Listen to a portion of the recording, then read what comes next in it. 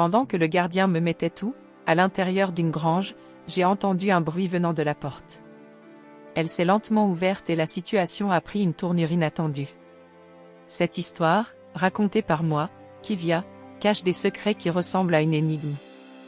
J'étais perplexe, je ne comprenais pas complètement comment tout cela s'était produit. Bienvenue sur la chaîne des histoires d'infidélité, préparez-vous à entendre cette histoire passionnante, dis-je, tout en me souvenant de la situation qui allait changer ma vie. J'ai 26 ans et je suis mariée à Joao, un riche agriculteur. Si vous demandez combien d'hectares il possède, je saurai à peine comment vous répondre. L'argent n'a jamais été un problème. Aujourd'hui, je me vois avoir une liaison avec le gardien, Alessandro m'a touché comme aucun homme ne m'a touché. Ce contact doux et à la fois chaleureux et plein de désir m'a fait complètement oublier un instant Joao, mon mari. Joao a toujours été généreux et chaque fois que j'avais besoin de quelque chose, il me le donnait sans hésitation. Cependant, ma vie à la ferme n'était pas seulement une question de luxe ou de confort. Je suis issue d'une famille simple, mon père travaillait dans les champs dans une ville lointaine et mes débuts dans la vie ont été marqués par l'humilité. Lorsque j'ai épousé Joao, ma vie a pris une direction différente, pleine d'avantages et de responsabilités. Mais en même temps il y avait un vide en moi, mais je ne savais pas pourquoi jusqu'à ce que je m'implique avec le gardien, j'ai ressenti un désir brûlant incontrôlable en moi, il était à l'opposé de John. La première fois que le gardien et moi avons fait l'amour dans la grange, je pouvais à peine imaginer que ma vie allait complètement changer. Joao était un homme occupé, propriétaire de plusieurs propriétés, avec une dizaine d'employés directs et plusieurs autres travaillant de manière dispersée. Mais ce qui a le plus retenu mon attention, c'est le fait qu'il n'était pas directement impliqué dans les fonctions de gardien, de conducteur de tracteur ou d'agriculteur. Il y avait beaucoup de monde dans les fermes et il n'avait tout simplement pas le temps de tout surveiller. La routine de Joao était épuisante et il me demandait souvent d'aller dans les fermes et d'agir comme surveillant général. J'ai accepté cette tâche avec un certain plaisir, peut-être même par besoin de me sentir davantage impliqué dans ce monde. C'est ainsi que j'ai commencé à découvrir les particularités de la vie à la campagne, d'une manière ou d'une autre, je me suis retrouvé plus connecté à cette routine que je ne l'imaginais. Mais en même temps, j'avais l'impression qu'il manquait quelque chose, une agitation qui ne pouvait pas être résolue uniquement par des tâches ménagères ou des voyages.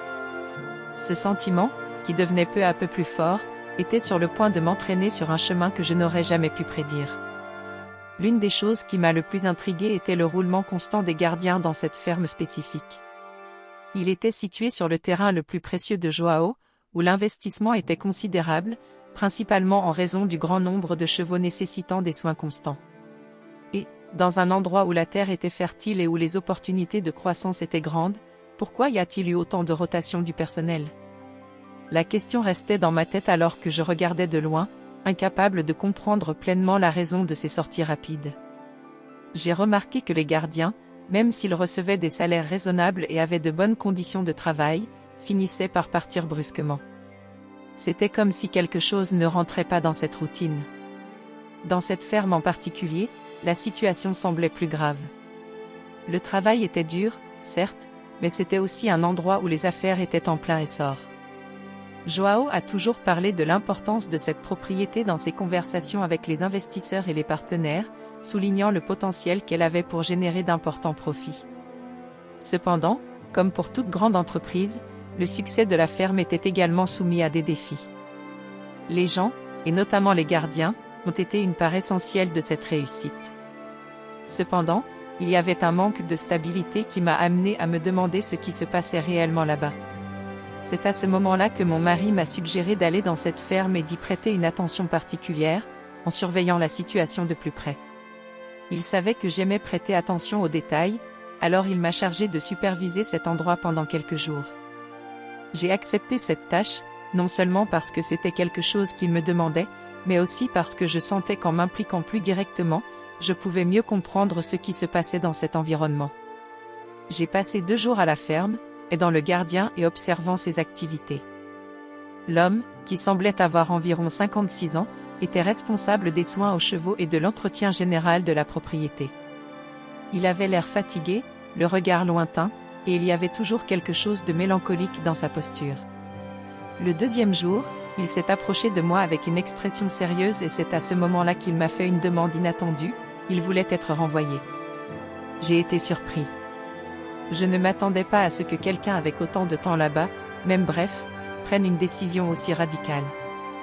Quand je lui ai demandé pourquoi, il m'a expliqué, d'un ton calme, qu'il souhaitait investir dans sa propre entreprise.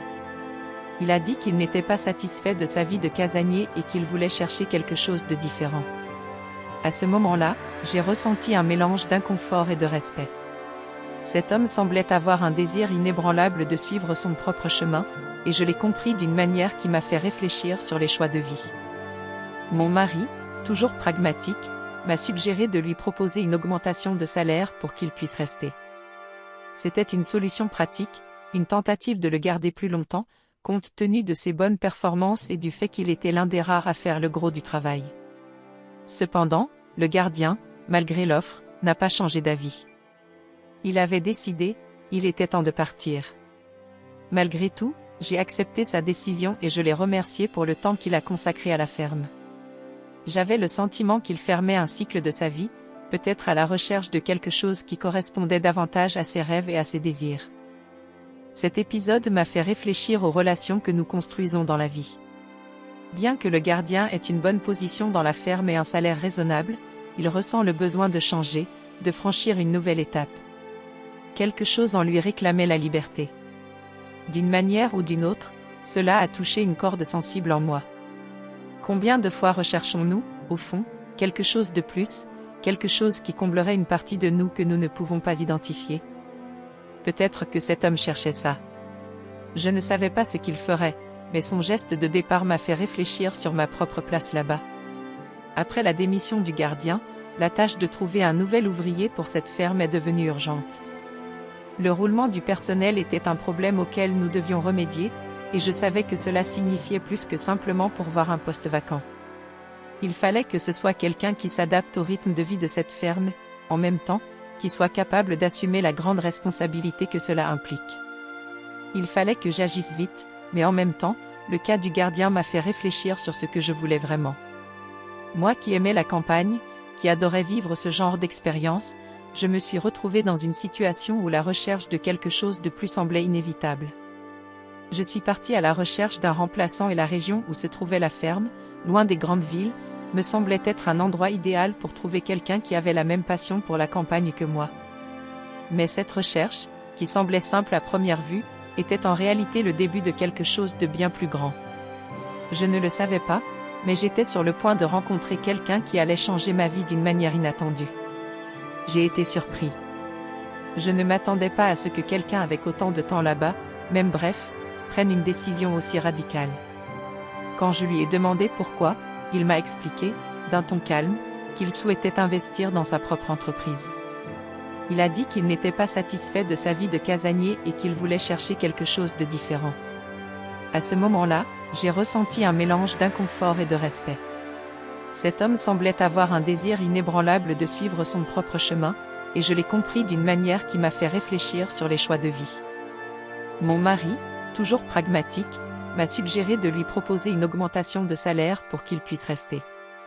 C'était une solution pratique, une tentative de le garder plus longtemps, compte tenu de ses bonnes performances et du fait qu'il était l'un des rares à faire le gros du travail. Cependant, le gardien, malgré l'offre, n'a pas changé d'avis. Il avait décidé, il était temps de partir. Malgré tout, j'ai accepté sa décision et je l'ai remercié pour le temps qu'il a consacré à la ferme. J'avais le sentiment qu'il fermait un cycle de sa vie, peut-être à la recherche de quelque chose qui correspondait davantage à ses rêves et à ses désirs. Cet épisode m'a fait réfléchir aux relations que nous construisons dans la vie. Bien que le gardien ait une bonne position dans la ferme et un salaire raisonnable, il ressent le besoin de changer, de franchir une nouvelle étape. Quelque chose en lui réclamait la liberté. D'une manière ou d'une autre, cela a touché une corde sensible en moi. Combien de fois recherchons-nous, au fond, quelque chose de plus, quelque chose qui comblerait une partie de nous que nous ne pouvons pas identifier? Peut-être que cet homme cherchait ça. Je ne savais pas ce qu'il ferait, mais son geste de départ m'a fait réfléchir sur ma propre place là-bas. Après la démission du gardien, la tâche de trouver un nouvel ouvrier pour cette ferme est devenue urgente.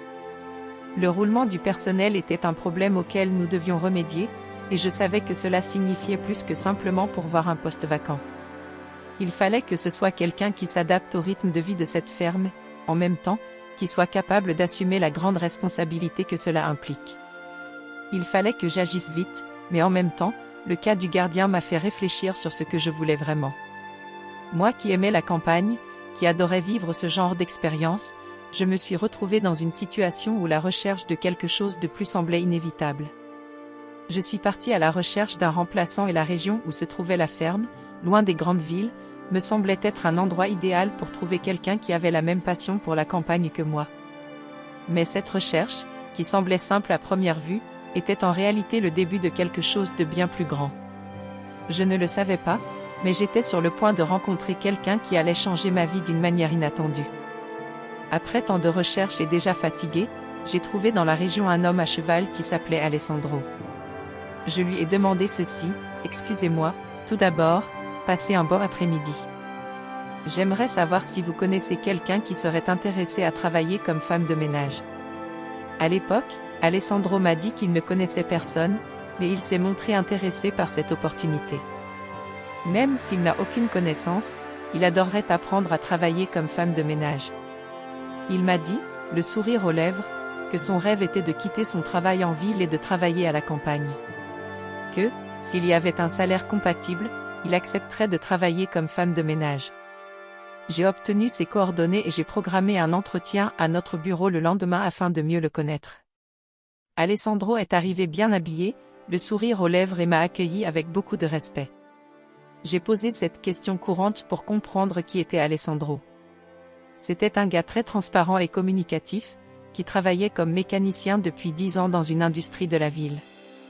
Il était marié depuis 5 ans et, quand il m'a dit que sa femme l'avait quitté, j'ai été curieux et j'ai demandé: Alessandro, désolé de demander, mais qu'est-ce qui a conduit à la séparation? Il m'a répondu: eh bien, j'étais un homme très simple et travailleur, mais ma femme avait rencontré un homme qui attirait davantage son attention. En ce moment, j'ai vraiment envie de quitter cette ville pour oublier tout ça, vendre mon appartement. Et acheter une maison ici, dans cette région, pour vivre une nouvelle vie. En même temps, j'ai dit à Alessandro: nous proposons actuellement un salaire supérieur à celui pratiqué dans la région. Notre ferme a beaucoup de travail et j'ai réalisé que cela ne vous pose aucun problème. Vous bénéficierez également d'avantages alimentaires, un plan de santé et 2 salaires de départ qui seront gratuits pour vous, c'est pour l'instant. Alessandro m'a interrompu, confirmant son envie de commencer, disant que même s'il recevait un peu moins, cela lui suffirait pour vivre seul et heureux. Au début de son travail, Alessandro ne connaissait rien de la vie à la campagne. C'était un citadin, avec une expérience en mécanique, mais complètement étranger à la routine d'une ferme. Quand je l'ai rencontré, son attitude était calme, mais je savais qu'il devrait tout apprendre à partir de zéro. J'ai alors décidé qu'il suivrait une formation intensive. Durant cette période, j'ai observé attentivement comment il réagissait à chaque tâche, à chaque nouvelle responsabilité. Et ce qui s'est passé était quelque chose auquel je ne m'attendais pas, la rapidité avec laquelle il s'est adapté a été impressionnante. Alessandro a non seulement appris rapidement les tâches quotidiennes, mais a également démontré une capacité naturelle à s'occuper des animaux et à résoudre les petits problèmes qui survenaient tout au long de la journée. Il s'occupait de nettoyer l'écurie, de nourrir les chevaux et prenait même des risques avec les réparations les plus simples aux clôtures et aux bâtiments de la ferme. Pour quelqu'un sans expérience préalable, il s'en sort très bien et devient vite indispensable. Il se sentait parfaitement à l'aise sur le terrain et son dévouement n'est pas passé inaperçu. Mon mari, Joao, était très content de la performance d'Alessandro. Il m'a remercié à plusieurs reprises, disant que j'avais résolu un gros problème rapidement. La ferme, jusque-là un peu désorganisée, prend un nouvel élan. La présence d'Alessandro a apporté une efficacité que nous n'avions pas vue auparavant. Il semblait non seulement répondre aux besoins de base, mais aussi ajouter quelque chose en plus, une énergie renouvelée, une attention aux détails qui manquait jusqu'alors. Au fil des jours, je me sentais de plus en plus enfermée dans cet endroit. Quand j'ai réalisé, j'avais déjà passé plus de temps à la ferme que je ne l'avais imaginé. J'avais commencé à aimer regarder Alessandro en action, apprendre de lui, découvrir ses compétences. Chaque petite tâche qu'il accomplissait avec aisance, depuis les soins aux animaux jusqu'aux solutions créatives aux problèmes quotidiens, est devenu une sorte de thérapie pour moi. Quelque chose qui m'a permis d'oublier le rythme effréné de la ville et la pression qui existait à la maison, avec Joao et son travail constant. La campagne, la vie simple, prendre soin des chevaux et des plantes m'ont apporté une paix dont je ne pensais pas avoir besoin. Et Alessandro, sans le savoir, est devenu partie intégrante de cette tranquillité. Dans les moments où il était à mes côtés, je ne pouvais m'empêcher de ressentir une sorte d'attirance grandissante. Quelque chose dans sa façon d'être me fascinait. Il avait un calme imperturbable, une confiance tranquille qui me rendait chaque jour plus curieux. Sa façon de parler, de voir les choses et de résoudre les problèmes était engageante. Il était non seulement compétent, mais aussi une présence qui me faisait ressentir un certain réconfort, quelque chose que je n'avais pas ressenti depuis que Joao et moi avions commencé à nous séparer un peu, à cause de son travail et des obligations de la vie à la campagne. Je savais déjà que j'avais besoin de temps pour me reposer, pour m'éloigner de tout, mais la présence d'Alessandro m'a retenu là, à la ferme. Ce n'était pas seulement parce qu'il fallait aider Joao dans son travail, mais parce que la relation qui se créait entre nous deux devenait quelque chose que je ne savais pas contrôler. La coexistence quotidienne, la proximité, tout a créé un lien plus fort que je ne l'imaginais possible. J'avais l'impression que quelque chose changeait en moi, quelque chose que même moi je ne comprenais pas. Même si j'étais mariée à Joao et que notre vie commune avait été jusque-là assez stable, il y avait quelque chose chez Alessandro qui m'a émue. Ce n'était pas seulement le travail qu'il faisait ou son habileté avec les animaux, mais aussi la façon dont il se comportait. Quelque chose dans ses yeux, dans son sourire, dans ses gestes semblait me toucher directement, d'une manière que je n'étais pas prêt à affronter. À ce moment-là, tout semblait en équilibre. J'apprenais de lui, nous rapprochions, et ma relation avec Joao, malgré la lourde routine, me semblait toujours en sécurité. Mais je ne savais pas que cet équilibre était sur le point d'être rompu. L'attirance que je ressentais pour Alessandro n'était qu'une étincelle, comme tout feu, elle grandissait de manière inattendue. Ce qui se passerait ensuite allait tout changer. Cela fait quelques mois qu'Alessandro a commencé à travailler à la ferme, et avec le recul, tout semblait se mettre en place. La vie a continué son cours, avec les engagements quotidiens, les tâches agricoles courantes et notre travail ensemble pour faire prospérer la ferme. Mais je savais au fond que quelque chose était en train de changer. J'ai senti la tension monter, un mélange de culpabilité et d'excitation qui m'a consumé d'une manière que je ne voulais pas admettre. C'était un vendredi, en fin d'après-midi, lorsque j'ai décidé d'aller à la ferme pour parler à Alessandro. À ce moment-là, mon mari, Joao, lui avait autorisé une augmentation considérable 12% de plus, en reconnaissance de son bon travail. Je savais qu'Alessandro excellait et, plus encore, il semblait se sentir de plus en plus à l'aise dans la vie à la campagne. Cependant, une fois arrivé sur place, j'ai remarqué que quelque chose était différent. Il n'était pas dans sa cabine, ni en vue, comme il l'était toujours lorsqu'il effectuait un travail. J'ai commencé à le chercher. Je savais qu'il avait l'habitude de passer du temps dans les écuries ou dans la grange, à s'occuper des chevaux et à les réparer. Quand je l'ai finalement trouvé, il était assis seul dans la grange, apparemment plongé dans ses pensées. L'image de lui me serra la gorge. Je savais qu'il était sur le point de prendre une décision importante. Alessandro semblait distant, comme s'il était ailleurs, piégé dans des pensées qu'il ne pouvait pas partager. Je me suis approchée et, avec le calme que j'essayais toujours d'avoir, j'ai demandé ce qui se passait. Sans se presser, il m'a dit qu'il avait reçu une meilleure offre d'emploi, avec un salaire plus élevé que celui qu'il recevait là-bas, même avec l'augmentation que Joao avait autorisée. Il voulait partir. Ces mots m'ont frappé comme un coup de poing dans l'estomac. La ferme était différente pour lui. Sa présence, sa façon de travailler, la façon dont il s'occupait des animaux, tout cela m'a donné l'impression qu'il y avait là quelque chose de plus qu'une simple relation professionnelle. Mais à ce moment-là, mon instinct a été d'essayer de le convaincre de rester. J'ai dit que je parlerais à Joao, qu'il aimait aussi beaucoup Alessandro, qu'il était fondamental pour l'exploitation agricole et que peut-être la situation pourrait être améliorée d'une manière ou d'une autre. Mais Alessandro était déterminé. Il ne voulait plus continuer. Et c'est à ce moment-là que ses paroles ont tout changé. Avec un doux sourire, il m'a dit qu'il ressentait quelque chose de différent pour moi, qu'il y avait une grande affection, quelque chose qu'il ne pouvait plus ignorer. Je me suis figée. Je ne pouvais cacher ma surprise, mais en même temps, une partie de moi ressentait un sentiment de soulagement. Quelque chose que j'avais déjà commencé à réaliser, mais que je n'avais jamais reconnu ouvertement, il y avait quelque chose entre nous deux. Et cela ne pouvait être ignoré. À ce moment-là, mon esprit a commencé à se perdre. Un tourbillon d'émotions m'envahit, sans savoir quoi dire, je le regardais. Il s'approcha lentement, avec ce regard qui semblait me traverser. Ses yeux, remplis d'une intensité que je ne savais pas gérer, étaient plus proches de moi. Il a touché mes cheveux d'un geste léger, sans rien dire d'autre, tout s'est dissous. Je savais ce qu'il voulait et, d'une manière ou d'une autre, à ce moment-là, j'avais l'impression que je le voulais aussi. Je n'ai pas pu résister. Là, dans la grange, l'atmosphère s'est refermée autour de nous. Je me tenais contre la clôture en bois, sentant la brise de fin d'après-midi caresser ma peau tandis que mes vêtements tombaient lentement. Mon corps était dans une position qui rendait tout ce qui allait se passer plus facile. Ce qui a suivi a été un abandon qui m'a amené dans un endroit où le contrôle n'existait plus. Je lui ai demandé de continuer en disant que c'était une expérience merveilleuse, une aventure que je n'aurais jamais pensé vivre. Je savais que c'était mal, mais en même temps, quelque chose en moi me disait d'avancer. J'avais besoin de ça, j'avais besoin de ce sentiment, de cette évasion temporaire de ma réalité.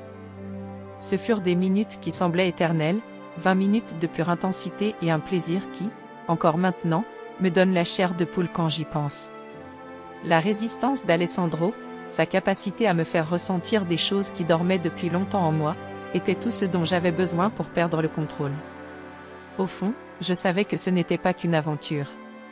C'était quelque chose qui perturbait profondément mes émotions. Mais en même temps, une partie de moi savait que ça ne pouvait pas continuer. Quelque chose était sur le point de s'effondrer. Je ne voulais pas que John le sache. Je savais que s'il l'apprenait, tout ce que j'avais construit avec lui, toutes les années de mariage et la confiance qu'il m'avait accordée, pourrait être perdu. Et en même temps, quelque chose en moi ressentait un poids énorme. Une culpabilité qui a commencé à se former alors que nous étions encore dans la grange. Je ne savais pas à quoi ressemblerait demain, mais je savais que je ne pouvais pas revenir en arrière. Quand tout fut fini, un sentiment de vide m'enveloppa et des regrets commencèrent à s'installer en moi. J'étais coincé dans un dilemme interne. Que faire maintenant? Comment pourrais-je gérer cela? Je ne le savais pas, mais les conséquences de cet acte se déroulaient déjà et je ne pouvais pas y échapper longtemps. C'est au plus fort de la tension que tout semble se dérouler dans un tourbillon d'émotions. Alors que nous étions là, dans la grange, dans ce moment de pure incertitude, quelque chose d'inattendu s'est produit. Un bruit, doux au début, commença à s'intensifier. J'entendis le bruit des sabots, le trot vigoureux d'un cheval qui approchait et mon cœur se mit à battre dans ma poitrine. Le bruit d'une porte qui s'ouvre et le bruit de l'animal qui s'approche m'ont figé sur place. Immédiatement, Alessandro s'est levé et m'a demandé, en urgence, de monter rapidement les escaliers qui menaient au 2e étage de la grange, où le risque d'être vu serait moindre. Il était visiblement nerveux, ses yeux se balançant d'un côté à l'autre alors qu'il poussait en même temps du foin vers l'entrée, essayant de le couvrir suffisamment pour cacher tout signe de ce qui s'y était passé. C'était une scène digne d'un film à suspense, mais, à ce moment-là, ma réalité est devenue plus insupportable que n'importe quelle fiction. Je n'aurais jamais imaginé que le bruit d'un cheval puisse éveiller en moi un sentiment de panique aussi fort. Le cheval, visiblement agité, semblait sentir que quelque chose n'allait pas, mais il était impressionnant de voir comment Alessandro, avec une dextérité que je n'avais jamais vue auparavant, était capable de dominer l'animal, l'éloignant de là où nous étions.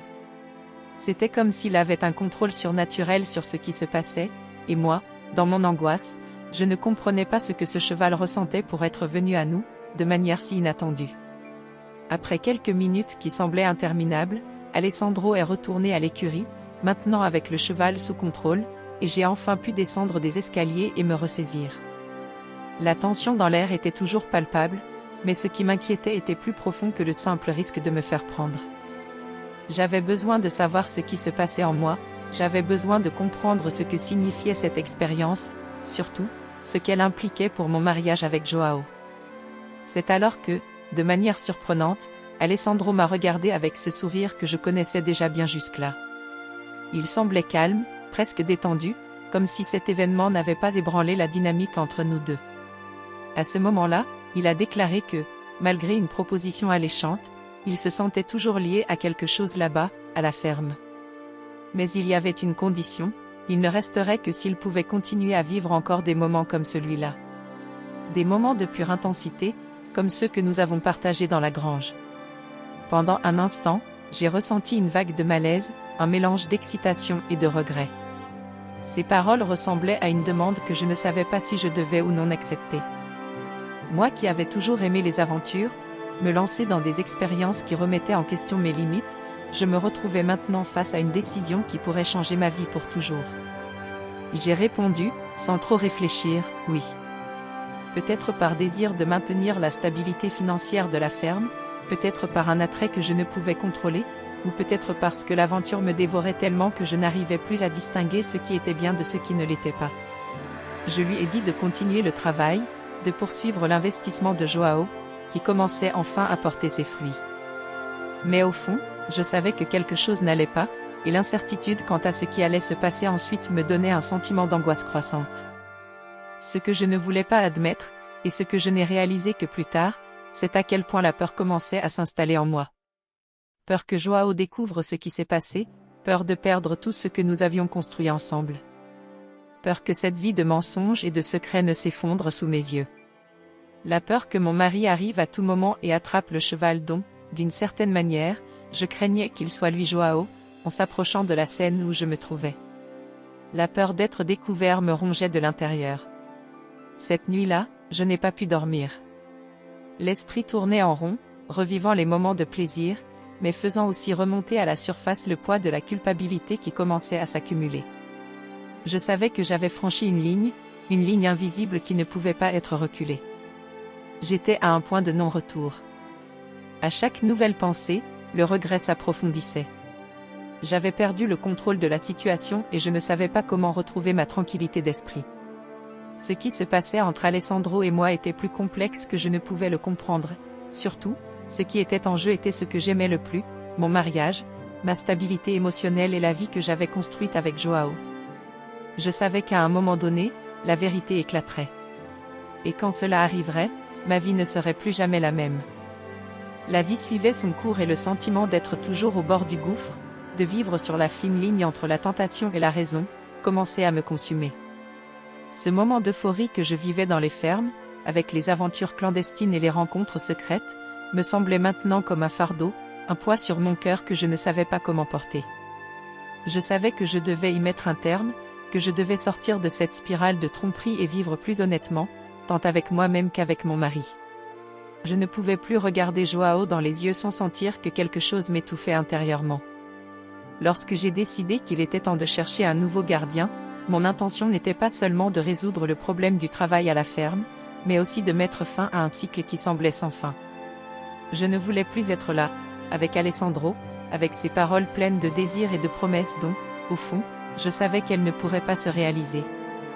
J'en avais marre du mensonge, marre de me perdre dans une passion qui n'avait plus de sens, qui ne rentrait plus dans ma vie.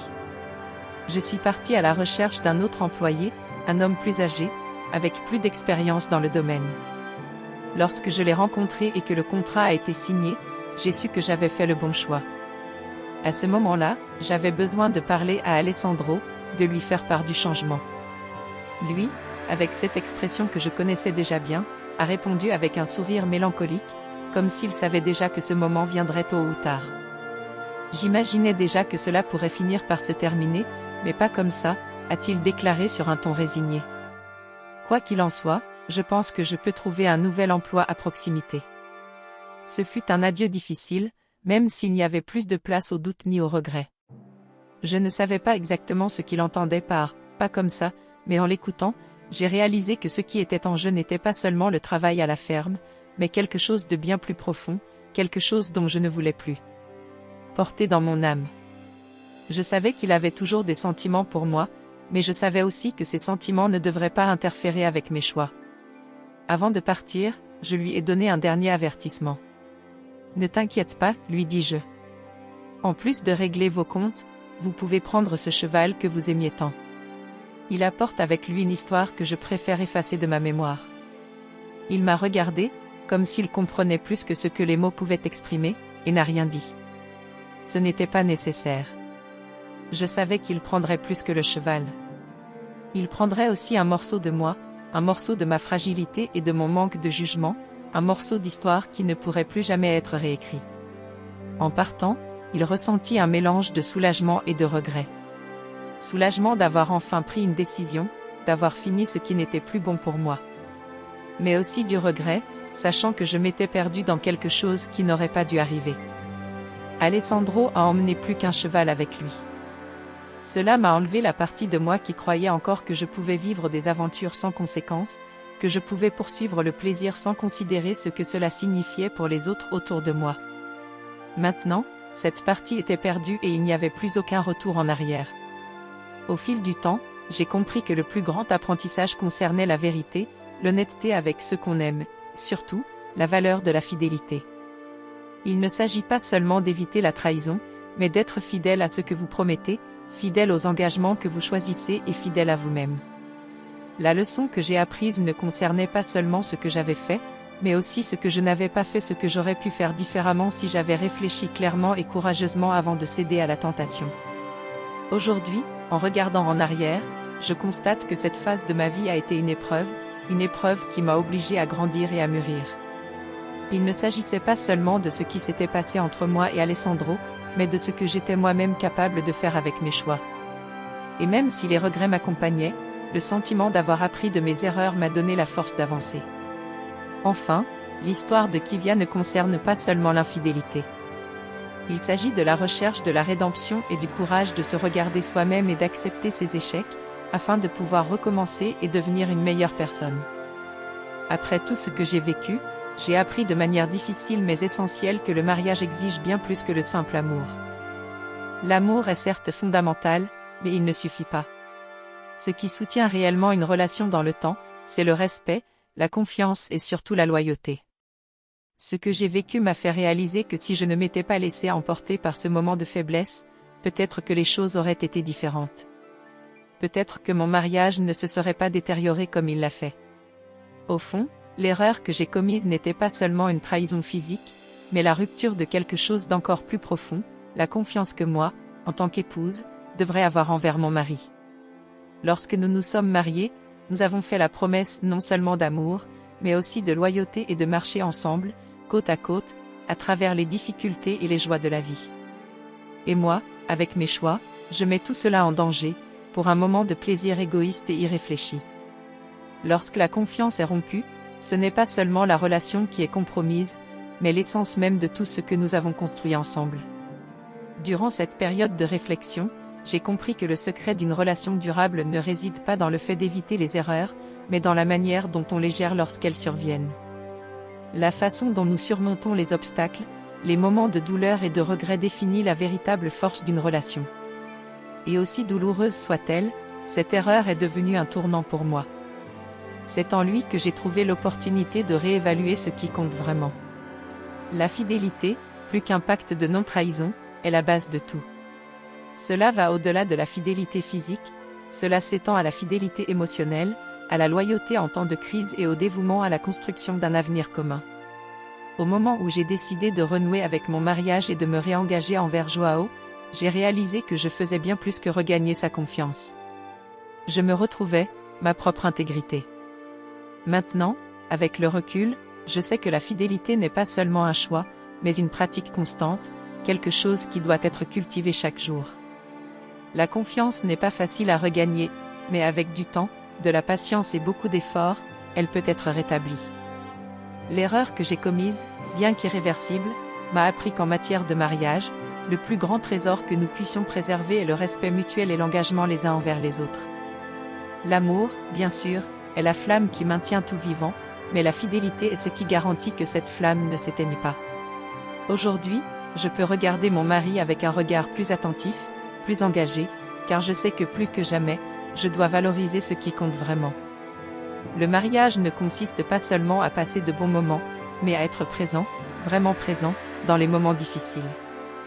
La fidélité ne fait pas seulement référence à l'absence de trahison, mais à l'engagement de garder l'autre comme priorité, toujours, au-dessus des tentations et des impulsions momentanées. Ainsi, la vie m'a appris une leçon que je n'oublierai jamais. La fidélité n'est pas un fardeau, mais la plus grande forme de liberté qu'un couple puisse atteindre. Parce que lorsque nous sommes fidèles, non seulement à notre partenaire, mais à nous-mêmes, nous pouvons vivre une relation authentique, pleine de confiance, de respect, surtout, d'amour.